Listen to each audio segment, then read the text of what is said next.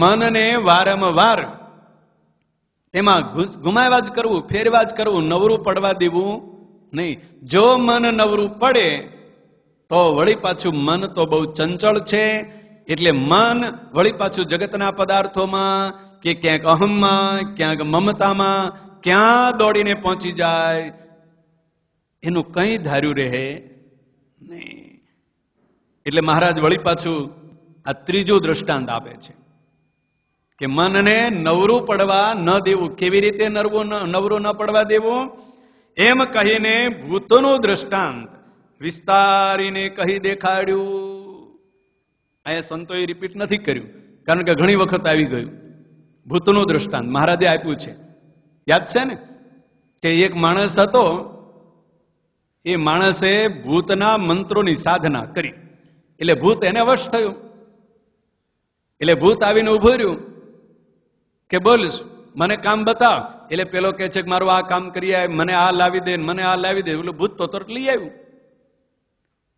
લાવવા મળ્યું અને બધું કામ કરી દીધું કે હા કામ થઈ ગયું. ખેતરનું કામ હોપી દીધું ને જોબનું કામ હોપી દીધું ને પાયા ખોદવાનું કામ હોપી દીધું ને પાયા પૂરવાનું કામ હોપી દીધું અને બધું કરી નાખ્યું.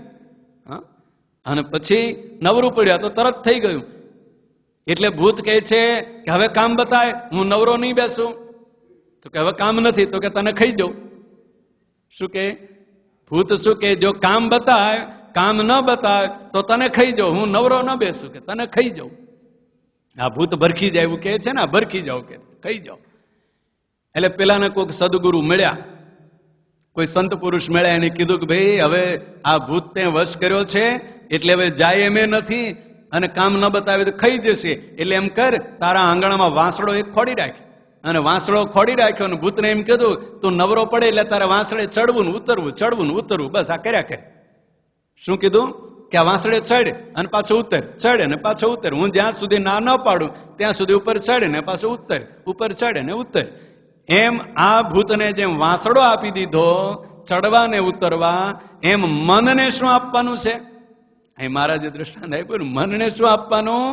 ભગવાનના ચરિત્ર રૂપ જાળું, એમાં ગૂંચવી દેવાનું. આ ચરિત્ર યાદ કર, પછી આ ચરિત્ર, પછી આ ચરિત્ર, પછી આ ચરિત્ર, આ અવતારના ચરિત્રો.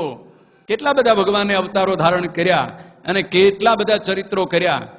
છપૈયામાં ધર્મદેવ ભક્તિ માતાની સાથે, બાળ મિત્રોની સાથે, વનમાં કેટલા બધા ઋષિઓ મળ્યા, તપસ્વીઓ મળ્યા.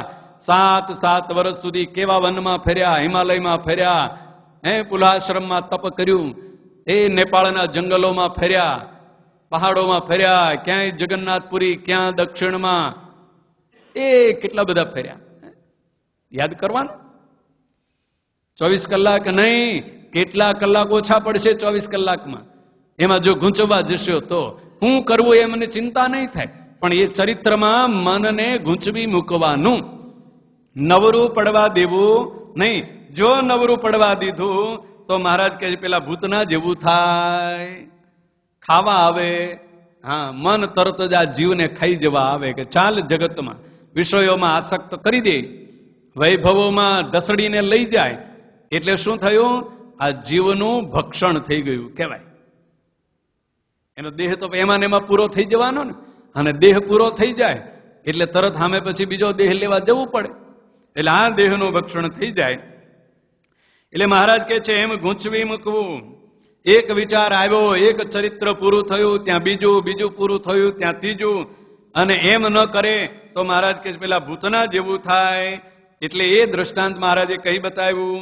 અને પછી શ્રીજી મહારાજ બોલ્યા જે એવી રીતે ભગવાનના જે ચરિત્ર તથા વાર્તા તથા દર્શન તે એક દિવસના જો સાંભળવા માંડે તો તેનો પાર ન આવે. તો સત્સંગ થયા તો 10-15 વર્ષ થયા હોય તો તેનો તો પાર જ ન આવે. મહારાજ કહે છે એમ ભગવાનના ચરિત્ર રૂપ જાળામાં મનને ગૂંચવી મૂકવું. એમાં કોઈને એમ લાગશે એટલે મહારાજે કહ્યું કે એનો તો પાર આવે એમ જ નથી. કારણ કે સત્સંગ કેટલા વર્ષોથી થયો, કેટલી કથાઓ સાંભળી નાખી, એ કોઈ રાખી હોય તો વાંધો ન આવે. આપણે શું કહે, સાંભળી નાખી કથાઓ. સત્સંગી જીવન, સત્સંગી ભૂષણ, ભક્ત ચિંતામણી, આ બધા કેટલા સત્સંગ થયો. મહારાજ કહે છે કેટલા વર્ષ થયા છે? કોઈને 5 વર્ષ કે 10 વર્ષ તો થયા છે ને, વધારે નહીં તો કઈ નહીં, સમજણ આવી ત્યારથી. તો એ 5-10 વર્ષ થયા હોય એમાં કેટલી બધી કથાઓ સાંભળી. ભાગવતે સાંભળ્યું છે ને, રામાયણે સાંભળ્યું, મહાભારતે સાંભળ્યું, સત્સંગી જીવન સાંભળ્યું, સત્સંગી ભૂષણ સાંભળ્યું, ભક્ત ચિંતામણી સાંભળી, અને બીજા કેટલાય શ્રી હરિ દિગ્વિજય, શ્રી હરિ ચરિત્રામૃત સાગર, કેટલા બધા ચરિત્રો ભગવાનના સાંભળ્યા. મહારાજ કહે છે સંભાળવા મંડો તો પાર આવે એમ નથી. કારણ કે એટલા બધા સાંભળ્યા છે, એટલા બધા સાંભળ્યા છે. સત્સંગ થયો એના તો 10-15 વર્ષ થયા હોય તો એનો પાર ક્યાંથી આવે? ઓલી 7 દિવસની કથા સાંભળી નાખી તો એને સંભાળ્યા કરો તો પાર ન આવે.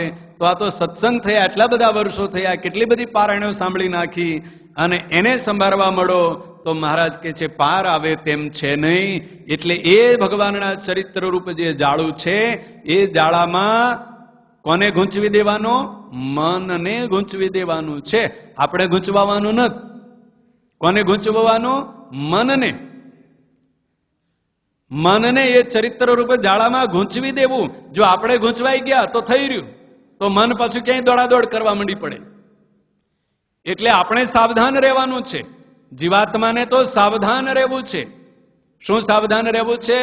કે હું તો બ્રહ્મરૂપ છું, અને પરબ્રહ્મ એવા જે ભગવાન પુરુષોત્તમ નારાયણ એ મારા ઈષ્ટદેવ છે. અને આ મારા ઈષ્ટદેવના જે ચરિત્રો, એમના જે અવતારો, એમની જે લીલાઓ, એમના જે ઐશ્વર્યો, એનું સ્મરણ કરવામાં, એનું રટણ કરવામાં મારે મારા મનને પરોવી દેવું છે. બીજાને કામ હોપો ને એમાં જરાય થાક ન લાગે. યાદ રાખજો. લાગે કોઈ દિવસ થાક? આપણે કરવાનું હોય તો કંટાળો આવે ને કે આ જવા દો ને, નહીં કરવું, કઈ નહીં, કાલ કરીશું. કપડા મેલા થઈ ગયા હોય ને, ધોવાના થયા હોય ને, આપણે ધોવાના હોય ને, તો એમ થાય કે આજ નહીં કાલ ધોઈશું. આપણે શું હવે, તમારે નહીં અમારે એમ થાય આપણે હવે સાધુ છીએ ને, હાલ છે મેલા, કાલ ધોઈશું, ઉપર પડવાનો છે. આમથી ધૂળ નાખેલી જ છે ને, આ ધૂળ વધારે થોડી. હા, પણ કોઈક ચેલો હોય અને ધોઈ દેતો હોય તો એમ કે રોજ ધોઈ નાખીને હવે કાલ ફરી વાર મેલ માટી જતી રહે, રંગ જતો રહે, બીજી વાર રંગી નાખીશું. પણ ધોઈ નાખ. કારણ કે કોકને કહી દેવું હોય એમાં જરાય આળસ ન થાય. પોતાને કરવાનું હોય તો તરત આળસ થાય. એટલે આપણે સ્મરણ નહીં કરવાનું. સમજ્યો? શું? ભગવાનના ચરિત્રો આપણે સ્મરણ નથી કરવાના. કોને કરવાના? મનને હોપી દેવાનું કે આ ગુંચો યાદ કર્યા કરે. આપણે ભલે જે કરતા હોય કર્યા કરવાનું. એટલે થાક લાગશે નહીં. મનને એમાં ગૂંચવી દેવાનું. મહારાજે પણ અહીંયા એમ કહ્યું છે, મનને ગૂંચવી દેવાનું, મનને નવરું પડવા દેવાનું નહીં. એને હુકમ કર્યા જ કરવાનો કે આ વન વિચરણના ચરિત્રો યાદ કર, આ બાળ ચરિત્રો છપૈયાના યાદ કર, આ ભગવાન ગામે ગામ વિચરણ કર્યા હતા, કચ્છમાં, કાઠિયાવાડમાં, સૌરાષ્ટ્રમાં અને ગુજરાતમાં વિચરણ કર્યા, એને યાદ કર. આ મનને એક પછી એક કામ હતા જ કરવાનું. એટલે આળસ ચડશે નહીં, થાક લાગશે નહીં, અને મન એમાં ને એમાં ગૂંચવાયેલું રહેશે. આ કળા છે. કારણ કે આત્મા તો જુદો છે ને મન જુદું છે. અને મન તો કેવું છે? નાશવંત છે પાછું. એટલે મન નાશ પામી ગયા પહેલા એ મનની પાસે જેટલું કામ કરાવવું હોય એટલું કામ કરાવી લેવું. હા, દીવો પ્રગટાવ્યો હોય ને, દીવો પ્રગટાવ્યો હોય, દીવામાં દિવેલ ભર્યું હોય કે ઘી ભર્યું હોય, એ પૂરું થઈ જાય એટલે દીવો ઓલવાઈ જવાનો. ઓલવાઈ જાય ને પછી એમાં કઈ ગમે તેમ કરો ને તો એમાં દિવેલ પૂરેલું પૂરું થઈ જાય એટલે ઓલવાઈ જ જાય. એમ મન, એની આયુષ્ય પૂરી થાય એટલે મન નાશવંત છે. દીવો જેમ નાશવંત હશે, એ દીવો ઓલવાઈ ગયો એમ મન પણ નાશ પામી જાય. એટલે જ્યાં સુધી મન છે ત્યાં સુધી એની પાસેથી કામ લઈ લેવું. જ્યાં સુધી દીવામાં દિવેલ છે ત્યાં સુધી એના અજવાળે જેટલું કામ કરવું હોય એટલું કરી લેવું. આપણને આવડે છે ને? નથી આવડતું? કોઈને કહેવા જવું પડે? અજવાળે બધું કામ આપણે કેવું કરી લેતા હોઈએ કે અજવાળું નહીં થાય પછી કામ થશે નહીં એટલે ચાલો અજવાળે બધું કરી લ્યો. એમ જગતનું કામ કરવાની જેમ હોશ છે અજવાળે અજવાળે, એમ મન જ્યાં સુધી છે ત્યાં સુધી મન પાસેથી પણ કામ લઈ લેવાની હોશ રાખવી. કે મારું મન સારું છે, ક્યારે મન નાશ પામી જશે એનો કોઈ નિર્ધાર નથી.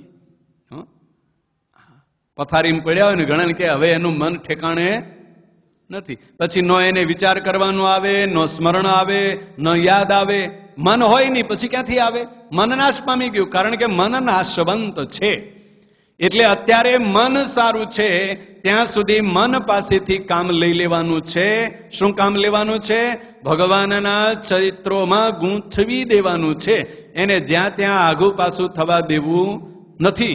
એટલે ભગવાનના ચરિત્ર સ્મરણરૂપ મન પાસેથી કામ લઈ અને એમાં ગૂંચવી દેવાનું છે અને સંભાળવાનું છે. અને ચરિત્રો કેટલા બધા છે?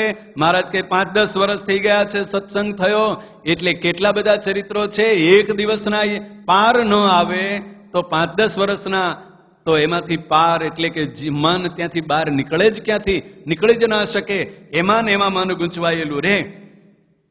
અને તે એવી રીતે સંભાળવા, જે આ ગામમાં આવી રીતે મહારાજ તથા પરમહંસની સભા થઈ અને આવી રીતે મહારાજની પૂજા થઈ, આવી રીતે વાર્તા થઈ ઇત્યાદિક જે ભગવાનના ચરિત્ર તેને વારંવાર સંભાળવા.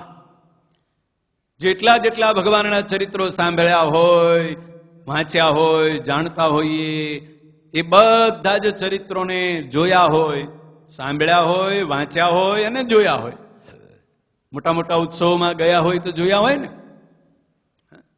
અને એ ઉત્સવોમાં જે મહારાજના સ્વરૂપ એવા આચાર્ય મહારાજ શ્રી પધાર્યા હોય, એની પૂજા થઈ હોય, એમણે પ્રવચન કર્યું હોય, એમણે આજ્ઞા કરી હોય, કેટલા બધા હરિભક્તો, કેટલા યજમાનો, કેટલા હરિભક્તો, આ બધું જ મહારાજ કહે છે જે જે ગામમાં ગયા હોય, જોયું હોય, સાંભળ્યું હોય, વાંચ્યું હોય, એ એક એક ગામનું યાદ કરવા માંડી પડો તોય પાર ન આવે. એમ મહારાજ કહે છે એક પછી એક એ ભગવાનની જે પૂજા થઈ હોય, આરતી થઈ હોય, અભિષેક થયો હોય, ભગવાનની સ્તુતિ થતી હોય, પ્રાર્થનાઓ થતી હોય, આ બધું જ મહારાજ કહે છે યાદ કર્યા કરવું. અને એ ભગવાનના જે ચરિત્ર તેને વારંવાર સંભાળવા. એક વખત યાદ કર્યું એટલે એવું પૂરું થઈ ગયું એમ નહીં, પણ વારંવાર વળી પાછું એનો એ ચરિત્ર, વળી પાછી એની એ વાત, એનો એ કીર્તન, એની એ સ્તુતિ, એની એ પ્રાર્થના વારંવાર કરવી. કે એક વખત કીર્તન બોલી ગયા, કાલ બોલ્યા હતા ને આજ શું બોલવાનું, એમ નહીં. વારંવાર હમણાં કલાક પહેલા બોલ્યા હતા અને વળી પાછું શું બોલવું, એમ નહીં. વારંવાર વળી પાછું જેટલું યાદ આવે એ ચરિત્રો, ભગવાનના જે ચરિત્રો, ભગવાનના જે કીર્તનો, ભગવાનની જે સ્તુતિ, ભગવાનની જે પ્રાર્થના, ભગવાનના સ્વરૂપનું જે વર્ણન, મૂર્તિનું જે વર્ણન, એને વારંવાર મહારાજ કહે છે સંભાળ્યા કરવું. અને જે જાજુ ન સમજતો હોય તેને તો એમ કરવું, એ જ શ્રેષ્ઠ ઉપાય છે. હવે મહારાજ કહે છે જેને જાજી સમજણ ન હોય, અર્થાત બહુ જ્ઞાન ન હોય, શાસ્ત્રોનું જ્ઞાન ન હોય, અથવા તો બહુ જાંબી બુદ્ધિ ન હોય, એને મનને શું કરવું? તો ભગવાનના જે ચરિત્રો સાંભળ્યા છે એ ચરિત્ર એક જ ભલે ને આવડતું હોય, એક ચરિત્ર આવડતું હોય, એક જ કીર્તન આવડતું હોય, તો એ જ કીર્તન વારંવાર બોલ્યા કરવાનું, એ જ ચરિત્ર વારંવાર સંભાળ્યા કરવાનું.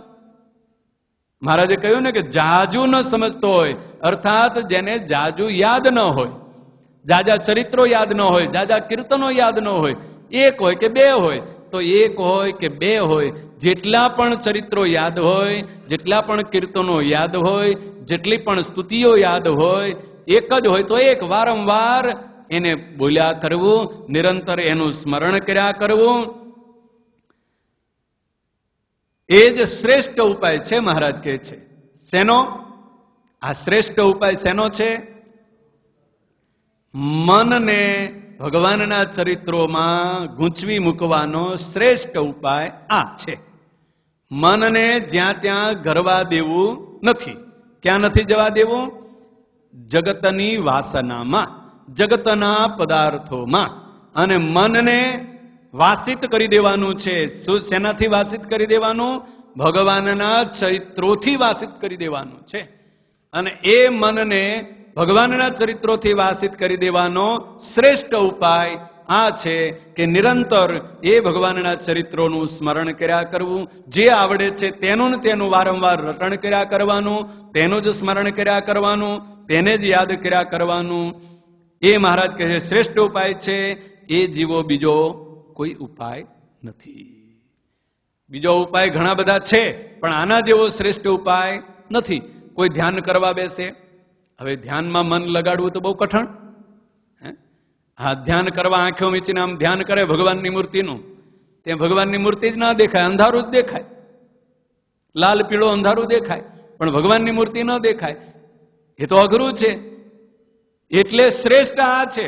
ચરિત્ર જેવું યાદ કરશો એટલે તરત યાદ આવશે કે છપૈયામાં મહારાજ કોની સાથે રમતા હતા, તરત સુખનંદન કે વેણી માધવ કે પ્રાગ, એ નારાયણ સરોવર, એ ધર્મદેવનું આંગણું, એ પેલો જાંબુનું વૃક્ષ, આ બધું યાદ આવશે. આંબલીનો વૃક્ષ, આ બધું યાદ આવશે.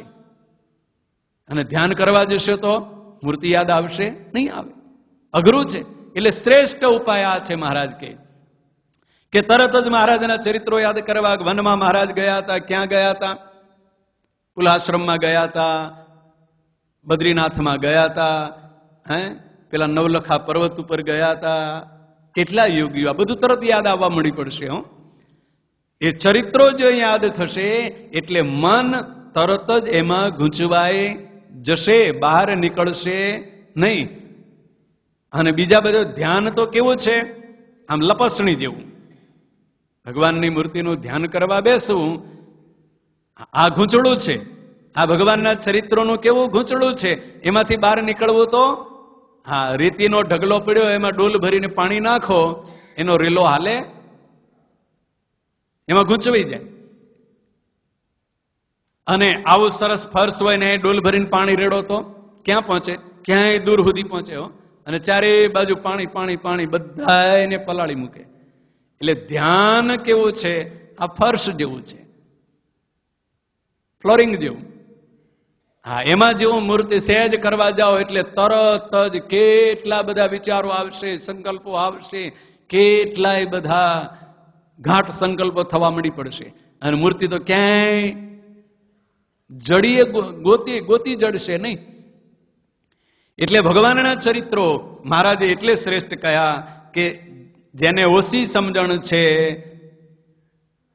હવે જેને ઓછી સમજણ છે એમાં કોણ આવે? આપણે બધા આવીએ જ. કારણ કે એવી સમજણ તો નથી જ. એવી સમજણ છે? એવી સમજણ તો બહુ અઘરી છે. કારણ કે દેહાધ્યાસ છૂટે નહીં ત્યાં સુધી ઓછી સમજણ કહેવાય. દેહાધ્યાસ છૂટે ત્યારથી સમજણ આગળ વધી કહેવાય. આ પહેલું પગથિયું. હવે દેહાધ્યાસ ન છૂટે, હા, કોઈ આમ લાવીને ટાંકણી ભરાવે અને એમ ન કહેવાય તો દેહાધ્યાસ છૂટ્યો કહેવાય.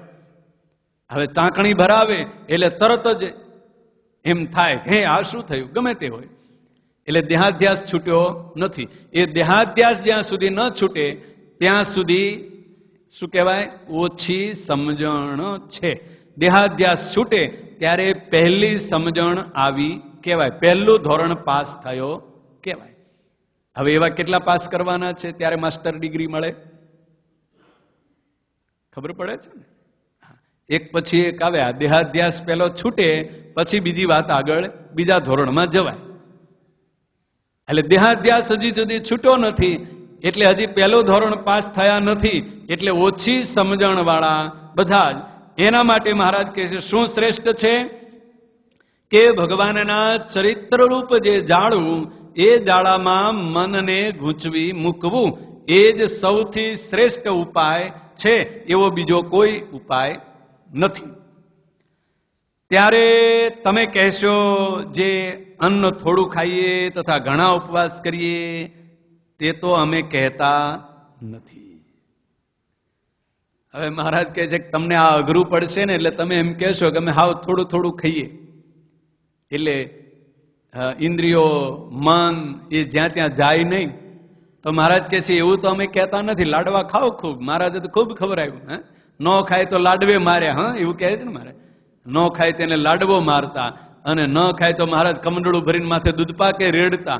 એટલે ખાવાનું મહારાજ કહે છે ઓછું કરવાનું, એવું અમે કહેતા નથી. એ તો દેહને જે જોઈએ તે આપવું, જરૂર હોય જેવું જ્યારે જરૂર હોય, જેવું જ્યારે જરૂર હોય ત્યારે. યુવાન અવસ્થા હોય તો અનાજની વધારે જરૂર હોય, અને કામ કરવું હોય, શરીર પાસે કામ લેવું હોય, શરીર પાસે કામ લેવું હોય તો શરીરને આહાર આપવો પડે. હવે શરીર પાસે જો કામ ન લેવું હોય તો ન આપવો, અને શરીર યુવાન હોય ત્યારે કામ લેવું હોય તોય આપવું પડે, ન લેવું હોય તોય આપવું પડે. કારણ કે શરીરને જરૂરત છે. બે જાતની જરૂરિયાત થઈ. શરીર પાસેથી કામ લેવું છે તો આહાર આપવો પડશે, શરીરને જરૂરિયાત છે તો પણ આપવું પડશે. હવે યુવાન શરીર છે ને કામ નથી લેવું, હા, કોઈને હાલતા હાલતા પગ મચકોડાઈ ગયો, પગ મચકોડાઈ ગયો એટલે હવે કામે જવાનું નથી, નથી ખેતરમાં જવાનું, નથી દુકાને જવાનું, નોકરીએ જવાનું, એટલે શરીર પાસેથી કામ લેવાનું નથી. ડોક્ટરે કીધું કે તમારે મહિનો આરામ કરવો પડશે તો તમારો મચકોડાયેલો પગ હારો થશે. એટલે શરીર પાસેથી તો કામ લેવાનું નથી, પણ શરીરને તો જરૂર છે ને આહારની, એટલે એને ખાવાનું તો આપવું પડશે. શરીરને જરૂર છે એટલે શરીરને તો અન્ન આપવું પડશે. એ યુવાન શરીર છે એટલે એને જરૂર એટલી જરૂર છે એટલે એટલું આપવું પડશે. એનું એ શરીર વૃદ્ધ થઈ ગયું તો શરીરને એટલા બધા અન્નની જરૂર નહીં પડે જેટલી યુવાન અવસ્થામાં જરૂર હતી એટલી. અને શરીર પાસેથી કામે નથી લેવાનું તો એને જેટલી જરૂર છે એટલું આપવાનું છે. એટલે મહારાજ કહે છે કોઈ તમે એમ કહેશો કે અમે થોડું અન્ન ખાઈએ, ઉપવાસ કરીએ ઘણા, તો મહારાજ કહે છે એ તો અમે કહેતા નથી. એ તો જરૂરિયાત પ્રમાણે કરવાનું છે. જેવી તમારી જરૂરિયાત, જેવી તમારી અવસ્થા, જેવી શરીરની ઉંમર, એ પ્રમાણે એ ખાવું અને ન ખાવું એનો વિવેક તમારે શીખવો. પણ અમે એવું નથી કહેતા કે તમે ઉપવાસ કરો, ભૂખ્યા રહો, અન્ન ન ખાઓ, એવું મહારાજ કહે છે અમે નથી કહેતા. એ તો જેમ જેના નિયમ કહ્યા છે તે પ્રમાણે સાધારણ પ્રમાણે રહેવું. શું કહ્યું? સાધારણ પ્રમાણે. એટલે જેમ જેના જે નિયમો કહ્યા છે. કોના નિયમો? ગૃહસ્થાશ્રમીના નિયમો, ત્યાગાશ્રમીના નિયમો, યુવાન શરીરવાળાના નિયમો, વૃદ્ધાવસ્થાવાળાના નિયમો, એના જેના જેના જેમ નિયમો કયા છે એમ મહારાજ કહે છે સાધારણ પ્રમાણે, નિયમ પ્રમાણે રહેવું. પણ અમે એવું નથી કહેતા કે તમે બહુ ઉપવાસ કરશો અને અનાજ નહીં ખાઓ તો તમને વેલા ધામમાં તેડી જઈશું, એવું નથી કહેતા. હા, પણ એવું કહીએ છીએ. શું કહીએ છીએ? કે મનને ક્યાં જોડી દેવું? ભગવાનના ચરિત્ર રૂપ જાળામાં ગૂંચવી દેવું, એને જગતમાં જવા ન દેવું. શરીર ભલે જાય, શરીરની સાથે કોઈ બીક નથી. શરીર જશે જગતમાં, જગતનો વ્યવહાર કરશે, એની બહુ ઉપાધિ નથી, એ જીવને બહુ નુકસાન નહીં કરે. પણ મન જો જશે તો મન બહુ જ મોટું નુકસાન કરશે. શું કરશે? બહુ જ મોટું નુકસાન કરશે. હા, શું નુકસાન કરશે? ભગવાનના સ્મરણને ભૂલાવી દેશે અને જગતનું સ્મરણ કરશે. અને ભગવાનની જે સુગંધ આવવાની હશે એના બદલે કેની સુગંધ ગંધ આવશે? જગતની ગંધ આવશે. એટલે મહારાજ કહે છે તો સાધારણપણે રહેવું અને કરવાનું તો આ અમે તમને કહ્યું તે છે. શું કહ્યું? યાદ રહ્યું ને બરોબર? હવે તો મનને ભગવાનના ચરિત્રમાં ગૂંચવી દેવું. મન જે જગતથી વાસિત છે એના બદલે ભગવાનથી વાસિત કરી દેવાનું છે. અને અમે તો એમ માન્યું છે જે મન નિર્વાસનિક જોઈએ અને દેહ કરીને ગમે તેટલી પ્રવૃત્તિ હોય ને તેનું મન જો શુદ્ધ છે તો તેનું અતિ ભૂંડું થાય નહીં. શરીરે કરીને ગમે તેવી ક્રિયાઓ થતી હોય, કોઈ નબળી ક્રિયા પણ થાય, સારું કર્મ પણ થાય, નબળું કર્મ પણ થાય, મહારાજ કહે છે એનું અતિશય ભૂંડું નહીં થાય. જો જેનું મન અતિશય શુદ્ધ હશે, મન નિર્મળ હશે અને મન જો નિર્વાસનિક હશે તો શરીરે કરીને કેટલાય જગતના સુખ ભોગવતો હશે, વૈભવો ભોગવતો હશે, તો પણ એનું એટલું બધું ભૂંડું નહીં થાય. કેટલું કે મને કરીને જેટલું થશે. હા, શરીરે કરીને સુખ નહીં ભોગવતો હોય, વિષય નહીં ભોગવતો હોય, અને મને કરી મન જો એમાં ચોટેલું હશે ને તો જેવું ભૂંડું થશે એવું શરીર ચોટેલું હશે તો ભૂંડું થશે નહીં. અને બહાર લોકમાં તો પ્રવૃત્તિ વાળાનો ભૂંડા જેવું જણાય, અને જેને મનમાં વાસના હોય અને તે બહાર સારી પેઠે નિવૃત્તિ પરાયણ વર્તતો હોય તો તેનું બહાર લોકોમાં તો સારું જણાય, પણ તેના જીવનું અતિ ભૂંડું થાય છે. હા, બહુ જબરજસ્ત મહારાજે વાત કરી નાખી. શું કહે છે કે શરીરે કરી અને મને કરી. શરીરે કરીને કોઈ નિર્વાસની ઘણા બધા જણાતા હોય, ત્યાગ કરી દીધો હોય, ઘર બાર છોડી દીધું હોય, કુટુંબ છોડી દીધું હોય, આવા ભગવા કપડા પહેરીને સાધુ થઈને બેસી ગયા હોય. એટલે જગતમાં તો બહુ સારું કે હા, આના જેવા તો કોઈ મોટા ત્યાગી નથી, આના જેવા કોઈ મોટા સાધુ નથી, આના જેવા મોટા કોઈ વૈરાગ્ય વાળા નથી. એટલે જગતમાં તો બહુ સારું દેખાતું હોય. સમજણ પડી? આ મોટો જબરજસ્ત હથોડો આવ્યો છે આ બાજુ, તમારી બાજુ નથી. હા, જબરજસ્ત મહારાજ કહે છે. શું કહે છે? બહુ સમજવા જેવી વાત છે કે એનું જગતમાં તો બહુ સારું દેખાય. કેવો જ્ઞાન છે, કેવો વૈરાગ્ય છે, જુઓ તો ખરા. આમ આંખ ઊંચી કરીને જોતા નથી, હાથે કરીને કઈ અડતા નથી અને કઈ રાખતા નથી, અને આવી બધી બહુ જ મોટી મોટી વાતો શેને કરીને?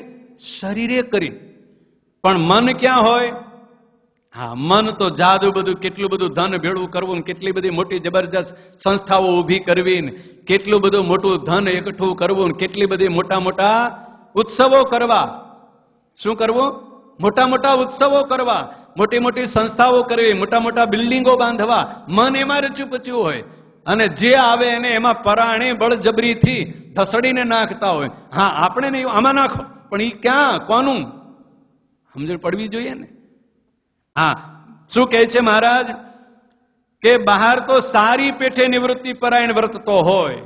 આ બહારથી તો આવું બધું દેખાડતો હોય, જ્ઞાન, વૈરાગ્ય, દંભ અને આડંબરનો તો હે મોટો આટાટોપ કરી રાખ્યો હોય, અને તેનું બહારમાં લોકોમાં બહુ સારું દેખાય કે જો તો ખરા કેવું જ્ઞાન છે, કેવો વૈરાગ્ય છે, કેવો ત્યાગ છે. પણ લોકમાં અતિશય સારું જણાય, પણ તેના જીવનું અતિ ભૂંડું થાય છે. હા, અતિ ભૂંડું થાય એમાં સમજી લેજો બધા. શું અતિ ભૂંડું થાય? ભગવાનના ધામની તો પ્રાપ્તિ થાય જ નહીં, એને નરકમાંય નો સંગ્રહે, ક્યાંક ભૂત થવું પડે ને ક્યાંક બ્રહ્મ રાક્ષસ થવું પડે. સાંભળી છે ને બધા એની કેટલાયની કેસેટો, વાતો સાંભળી છે ને, કોઈ જોઈ પણ હશે. હા હા, આ ક્યાંક એનું જીવનું મહારાજ કહે છે અતિ છે ભૂંડું થાય. કેમ કે દેહે કરીને તો એવું દેખાડો કરે છે, અને મને કરી અને કેટલી બધી જગતની વાસના છે, કેટલું બધું માન મેળવી લેવું છે, કેટલું બધું સન્માન મેળવી લેવું છે, અને કેટલું બધું ધન દ્રવ્ય એકઠું કરી લેવું છે, એની પાછળ પ્રવૃત્તિમાં પડ્યા છે. મહારાજ કહે છે એના જીવનું તો અતિશય ભૂંડું થાય. કેમ? જે મુવા ટાણે તો એ જેવા મનમાં સંકલ્પ હોય તેવા જ સ્ફુરી આવે. સમજ્યા ને? શું મનમાં તો મરવા ટાણે તો મનમાં જે સંકલ્પ હતો એ જ ફૂરી આવે ને. શું ફૂરી આવે? આટલા બધા મારા ચેલાઓ થાય ને, આટલા બધી હું સંસ્થાઓ ચલાવું ને, આટલી બધી ટ્રસ્ટો ચલાવું ને, આટલી બધી સ્કૂલો ને કોલેજો ચલાવું ને, આટલા બધા માણસો ભેળા થાય ને, એ જ આવે ને. હવે ત્યાં શું મળવાનું? ત્યાં મોક્ષ ક્યાં મળે? ત્યાં ભગવાન ક્યાં યાદ આવ્યા? શેની સ્ફૂર્ણા થઈ? ન ભગવાનનું સ્મરણ આવ્યું, ન ભગવાનની મૂર્તિ આવી, ન ભગવાનનું ધામ આવ્યું. એટલે વળી પાછો ભૂત પ્રેત થઈને એમાં ભેમા કરે, અને એ બધા 400-500 ભેળા કર્યા હોય ને વળગે, પેલા ધોળકાનો કાશીનાથની જેમ. એને ભેળા થઈને વળગે અને એના ભેળો થયા કરે. એટલે મહારાજ કહે છે એના જીવનું તો અતિ ભૂંડું થાય છે. કેમ? જે મુવા ટાણે તો મનમાં જે સંકલ્પ હોય તે જ સ્ફુરી આવે, અને મનમાં જે સંકલ્પ હોય અંત સમયે યાદ આવી જાય. એટલે નિયમ શું? અંતે યામતી સા ગતિ. અંત સમયે જે સ્મરણ થઈ આવ્યું ભરતજીને મૃગલું થઈ આવ્યું યાદ, તો મૃગલું થવું પડ્યું, અને આને એ બધું યાદ આવે તો ત્યાં જવું પડે. એ મહારાજે વળી પાછું જો એ જ આપે છે કે જેમ ભરતજીને અંતકાળમાં મૃગલાનું બાળક સ્ફુરી આવ્યું ત્યારે તે મૃગને આકારે થઈ ગયા, એટલે એવો આકાર મળ્યો, એટલે એવો દેહ મળ્યો અને એવો જન્મ મળ્યો. એટલે જેવું સ્મરણ થઈ આવે એવો દેહ, એવું જીવનું ગતિ થાય. એટલે આખી જિંદગી જેનું રટણ કર્યું હોય, આખી જિંદગી જેની માથે દેહ ઘસી નાખ્યો હોય, એ જ યાદ આવે ને. ભગવાન ક્યાંથી યાદ આવે? ભગવાન તો ઓઠું હોય આગળ, ભગવાનનું તો નામ જ ધર્યું હોય, અને પેલી જીવમાં શું પડ્યું હોય? એ જીવમાં જેની વાસના છે એ જ યાદ આવે, અને એવું જ્યારે યાદ આવે ત્યારે આ જીવની ગતિ પણ એવી જ થાય. એટલે મહારાજે ભરતજીનું દૃષ્ટાંત આપ્યું કે ભરતજીને પણ અંત સમયે મૃગલું સ્મરણ થઈ આવ્યું અને મૃગલાના આકારે થઈ ગયા, અને પ્રથમ રાજ્ય મેલ્યું હતું, અને ઋષભદેવ ભગવાન તો પોતાના બાપ હતા તો પણ એમ થયું. શું કહે છે? આવડું મોટું રાજ્યનો ત્યાગ કર્યો હતો, ચક્રવર્તી સમ્રાટ. આવો ત્યાગ, એમાં ક્યાંય વાસના ન રહી ને, એમાં રહી વાસના મૃગલામાં, તો મૃગલું થવું પડ્યું. પાછા વળી કેવા હતા? જેના બાપ તો સ્વયં ભગવાન હતા, ઋષભદેવ ભગવાનના પુત્ર કહેવાતા, તો પણ આ દશા થઈ તો બીજાની થાય એમાં તો નવાઈ હોય જ છે ને. માટે મને કરીને નિર્વાસનિક રહેવું એ અમારો મત છે. મહારાજ કહે છે મને કરીને નિર્વાસનિક રહેવું એ અમારો મત છે. અને જે ઉપવાસ કરવા તેને કરીને દેહ દુર્બળ થાય ત્યારે મન દુર્બળ થાય ખરું, અને જ્યારે દેહ પુષ્ટ થાય ત્યારે વળી મન પુષ્ટ થાય. માટે દેહ કરીને ત્યાગ ને મને કરીને ત્યાગ એ બે ભેળા જ જોઈએ. એટલે મહારાજ કહે છે જે ઉપવાસ કરવા એનાથી શું ફાયદો થાય છે કે ઉપવાસ કર્યા હોય એટલે શરીર દુર્બળ થાય, અને શરીર દુર્બળ થાય એટલે ઇન્દ્રિયોની જે વિષય ભોગની વાસના છે એ ઓછી થાય, નાશ ન પામે પણ શું થાય? ઓછી થાય. ઓછી થાય તો જેમ ઓછો પાણીનો પ્રવાહ ચાલ્યો જતો હોય એને જ્યાં વાળવો સરળ પડે, એમ ઇન્દ્રિયોની શક્તિ વિષયોમાં ઓછી તીવ્ર ગતિથી જાતી હોય તો એને ભગવાનમાં વાળવી સરળ પડે. એટલા માટે ઉપવાસ પણ કરવા, મન પણ ભગવાનમાં જોડવું. અને જેને મનમાં ભગવાનના ઘાટ થતા હોય અને જગતના ઘાટ ન થતા હોય તે આપણા સત્સંગમાં મોટેરો છે. હવે મહારાજ કહે છે કે ભાઈ આપણા સત્સંગમાં તો મોટેરો તેને જ ગણાવો કે જેને મનમાં કોઈ દિવસ જગતના વિષયોના ઘાટ સંકલ્પો ન થતા હોય, અને એવો જે ન હોય તે નાનેરો છે, અને ગ્રહસ્થ હોય તેને પણ દેહ કરીને વ્યવહાર કરવો, અને મને કરીને તો ત્યાગીની પેઠે નિર્વાસનિક રહેવું અને ભગવાનનું ચિંતન કરવું. હવે મહારાજ કહે છે કે જેને મને કરી અને ભગવાનનું સ્મરણ જેને નિરંતર રહેતું હોય અને જગતની કોઈ પણ વાસના જેને મનમાં ન હોય એ સત્સંગમાં મોટેરો કહેવાય. અને એવું જેને ન રહેતું હોય એ તો નાનેરો છે, એ સત્સંગમાં મોટો નથી. અને એ ત્યાગીની પેઠે નિર્વાસનિકપણું, મહારાજ કહે છે ગ્રહસ્થ હોય તેને પણ મને કરીને તો ત્યાગીની જેમ નિર્વાસનિક રહેવું. દેહ કરીને નહીં, દેહ કરીને જગતનો વ્યવહાર કરવો, પણ મને કરીને તો ત્યાગીની જેમ નિર્વાસનિક રહેવું, કોઈને પોતાના માનવા નહીં. અને સતત ભગવાનનું ચિંતન કરવું, અને વ્યવહાર તો ભગવાનને વચને કરીને રાખવો. જે વ્યવહાર છે એ વ્યવહાર તો શેને માટે છે? ભગવાનના વચને કરીને છે. શું વચન છે? ભગવાનની આજ્ઞા. ભગવાનની આજ્ઞા શું છે કે જેણે ગૃહસ્થાશ્રમ સ્વીકાર કર્યો એને શું કરવું? ધન કમાવવું, પોતાના કુટુંબનું ભરણ પોષણ કરવું, અને વધારે ધન આવે તો ભગવાનના મોટા મોટા યજ્ઞો કરવા, મોટા મોટા ઉત્સવો કરવા, દાન કરવું, બ્રાહ્મણોને સાધુઓને જમાડવા કે વસ્ત્રનું દાન કરવું. આ શું છે? ભગવાનની આજ્ઞા, એટલે ભગવાનનું વચન. એટલે એ વચનને રાખવા માટે શું કર્યું? દેહે કરી. અને એ ભગવાનનું વચન રહ્યું છે કે શું વચન છે? પૈસા ધન હશે તો યજ્ઞો થશે, પાટોત્સવો થશે, પ્રતિષ્ઠાઓ થશે, સાધુ બ્રાહ્મણોને જમાડી શકાશે. એટલે ભગવાનના વચને કરી અને આ વ્યવહાર છે. મારે કઈ વ્યવહારની જરૂર નથી, પણ આ ભગવાનનું વચન છે, એને કરીને વ્યવહાર રાખવો. અને મનનો ત્યાગ સાચો ન હોય તો જનક જેવા રાજા હતા અને રાજ્ય કરતા હતા, અને મન તો મોટા યોગેશ્વરના જેવું હતું. હવે આ મહારાજે જે વાત કરી એ વાતનું જે પ્રમાણ મહારાજે શાસ્ત્રની દ્રષ્ટિએ આપ્યું કે જનક જેવા મોટા મોટા રાજાઓ હતા, એ જગતનો બધો વ્યવહાર કરતા હતા, રાજ્ય ચલાવતા હતા. અને રાજ્યમાં તો કેટલું કરવું પડે, કોઈને મારવો પડે, કોઈને દંડ દેવો પડે, કોઈને જેલમાં નાખવો પડે, આ બધું કરતા હતા. પણ મન કેવું હતું? મોટા વૈરાગીના જેવું, ત્યાગીના જેવું, કોઈ યોગીના જેવું મન હતું. એટલે એ કુટુંબ પરિવારમાં ધન સંપત્તિ કે વૈભવમાં ક્યાંય મન હતું નહીં. એટલે મન એ સાચો, મનથી જે ત્યાગ એ સાચો ત્યાગ છે. માટે મને કરીને જે ત્યાગ તે ઠીક છે. મહારાજ કહે છે મને કરીને જે સંસાર, વૈભવ, સુખ, પંચ વિષયોનો જે ત્યાગ એ ઠીક છે. અને જે પોતાના મનમાં ભૂંડા ઘાટ થતા હોય તે કહેવા. મહારાજ કહે છે પોતાના મનમાં જો આવા ભૂંડા ઘાટ સંકલ્પો થતા હોય જગતના વિષય ભોગના, વૈભવોના, તો મહારાજ કહે છે કોઈ જેને ન થતા હોય એવા જે મોટા સંત હોય, ભગવાનના ભક્ત હોય, તેને આગળ કહેવા.